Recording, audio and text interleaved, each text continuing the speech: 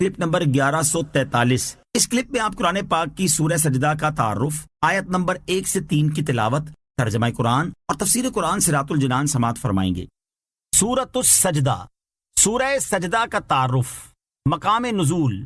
سورہ سجدہ آیت نمبر 18 افمن کان مؤمنا سے شروع ہونے والی 3 آیتوں کے علاوہ مکیہ ہے۔ رکوع اور آیات کی تعداد، اس صورت میں 3 رکوع اور 30 آیتیں ہیں۔ سجدہ نام رکھنے کی وجہ، اس صورت کی آیت نمبر 15 میں ان مسلمانوں کا وصف بیان کیا گیا ہے جو قرآن پاک کی آیات سن کر اللہ تعالیٰ کی تسبیح کرتے اور اس کی بارگاہ میں سجدہ ریز ہوتے ہیں۔ اس مناسبت سے اس صورت کا نام سورہ سجدہ رکھا گیا۔ سورہ سجدہ کے فضائل، بخاری شریف کی حدیث ہے۔ حضرت ابو ہریرہ رضی اللہ تعالیٰ عنہ فرماتے ہیں، نبی کریم علیہ الصلوۃ والسلام جمعہ کے دن فجر کی نماز میں سورہ سجدہ اور سورہ دہر کی تلاوت فرمایا کرتے تھے۔ حدیث نمبر 2، ترمذی شریف کی حدیث، حضرت جابر رضی اللہ تعالیٰ عنہ فرماتے ہیں کہ نبی اکرم علیہ الصلوۃ والسلام اس وقت تک نیند نہ فرماتے جب تک سورہ سجدہ اور سورہ ملک کی تلاوت نہ فرما لیتے۔ حدیث نمبر 3، حضرت خالد بن معدان رضی اللہ تعالیٰ عنہ فرماتے ہیں، نجات دلانے والی سورت کو پڑھا کرو اور وہ سورت الف لام میم تنزیل ہے۔ مجھے یہ حدیث پہنچی ہے کہ ایک شخص صرف اسی سورت کی تلاوت کیا کرتا تھا اور وہ بکثرت گناہ بھی کرتا تھا۔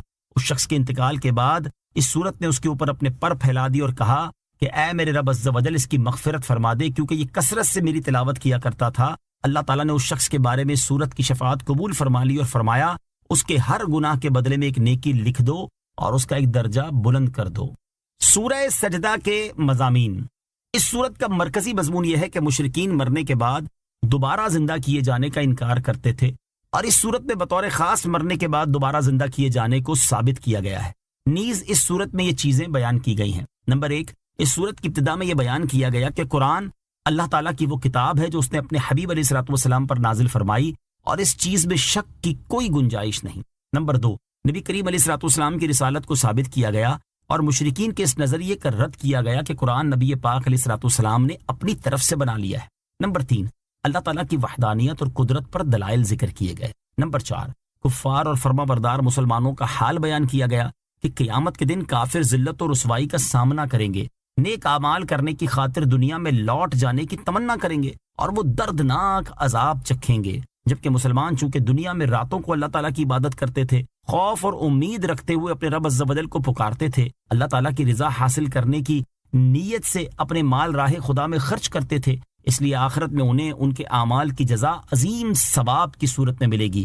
اللہ تعالیٰ کا فضل دیکھ کر ان کی آنکھیں ٹھنڈی ہوں گی اور انہیں جنت میں ہمیشہ کے لیے داخلہ نصیب ہوگا۔ نمبر 5، یہ بتایا گیا ہے کہ کفار اور مسلمانوں کا انجام ایک جیسا نہیں ہے۔ نمبر 6، تاجدار رسالت علیہ الصلوۃ والسلام اور حضرت موسیٰ علیہ الصلوۃ والسلام کی رسالت کے درمیان مشابہت بیان کی گئی ہے۔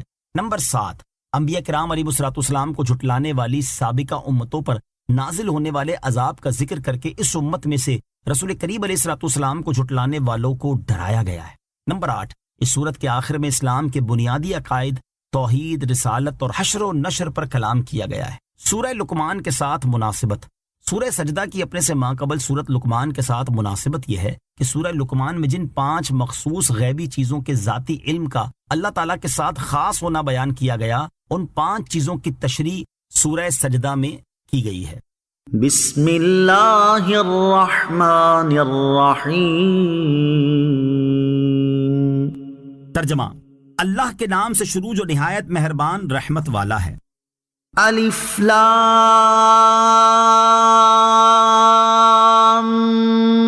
میم تنزیل الکتاب لا ریب فیہ من رب العالمین۔ ترجمہ، الف لام میم، کتاب کا اتارنا بے شک پروردگار عالم کی طرف سے ہے۔ الف لام میم یہ حروف مقطعات میں سے ایک حرف ہے، اس کی مراد اللہ تعالیٰ ہی بہتر جانتا ہے۔ تنزیل الکتاب، کتاب کا نازل کرنا، اس آیت میں بتایا جا رہا ہے کہ قرآن کریم کو معجزہ بنا کر نازل کرنا رب العالمین عز و جل کی طرف سے ہے، اور اسی وجہ سے اس کی مثل ایک سورت یا چھوٹی سی عبارت بنانے سے عرب کے تمام فصیح و بلیغ لوگ عاجز رہ گئے۔ ام یقولون افتراہ بل هو الحق من ربك لتنذر قوما ما أتاهم من نذير من قبلك لعلهم يهتدون۔ ترجمہ، کیا وہ یہ کہتے ہیں کہ اس نبی نے یہ قرآن خود بنا لیا ہے؟ بلکہ یہی تمہارے رب کی طرف سے حق ہے تاکہ تم ان لوگوں کو ڈر سناؤ جن کے پاس تم سے پہلے کوئی ڈر سنانے والا نہیں آیا، اس امید پر ڈراؤ کہ وہ ہدایت پائیں۔ ام یقولون افتراہ، کیا وہ یہ کہتے ہیں کہ اس نبی نے یہ قرآن خود بنا لیا ہے؟ جب حضرت جبرائیل علیہ السلام قرآن پاک کو لے کر نازل ہوئے تو کفار قریش نے اس کا انکار کر دیا اور کہنے لگے کہ یہ مقدس کتاب رسول کریم علیہ السلام نے اپنے پاس سے بنا لی ہے۔ اس پر اللہ تعالیٰ نے ارشاد فرمایا کہ کیا مشرکین یہ کہتے ہیں کہ رسول اکرم صلی اللہ تعالی علیہ وسلم نے یہ قرآن خود بنا لیا ہے؟ ایسا ہرگز نہیں، بلکہ اے حبیب صلی اللہ تعالی علیہ وسلم، یہی قرآن تمہارے رب عز و جل کی طرف سے حق ہے، اور یہ اس لیے نازل ہوا تاکہ آپ ان لوگوں کو جن کے پاس آپ سے پہلے کوئی ڈر سنانے والا نہیں آیا، اس امید پر اللہ تعالیٰ کے عذاب سے ڈرائیں کہ وہ گمراہی سے ہدایت پا جائیں۔ اس آیت میں جو بیان ہوا کہ جن کے پاس تم سے پہلے کوئی ڈر سنانے والا نہیں آیا، ان لوگوں سے مراد زمانہ فطرت کے لوگ ہیں۔ اہل عرب کے لیے اس زمانے کی مدت حضرت اسماعیل علیہ السلام سے لے کر رسول اکرم علیہ السلام تک تھی، اور ان کے علاوہ دیگر لوگوں کے لیے وہ زمانہ حضرت عیسیٰ علیہ السلام کے بعد سے حضور سید المرسلین صلی اللہ علیہ وسلم کی بعثت تک تھا کہ اس زمانے میں اللہ تعالیٰ کی طرف سے کوئی رسول نہیں آیا۔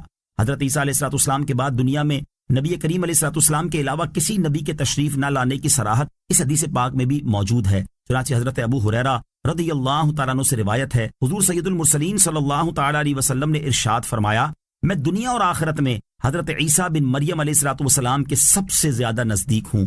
صحابہ کرام نے عرض کی، یا رسول اللہ صلی اللہ تعالیٰ علیہ وآلہ وسلم، کس طرح؟ ارشاد فرمایا، سارے انبیاء علیہ السلام علاتی بھائی ہیں جن کی مائیں یعنی فروعی احکام الگ الگ ہیں، اور ان کا دین یعنی اصولی عقائد ایک ہے، اور میرے اور حضرت عیسیٰ علیہ السلام کے درمیان کوئی نبی نہیں۔ صلو علی الحبیب صلی اللہ تعالی علی محمد صلی اللہ تعالی وسلم۔ مجھے اپنی اور ساری دنیا کی لوگوں کی اصلاح کی کوشش کرنی ہے انشاءاللہ عز و جل۔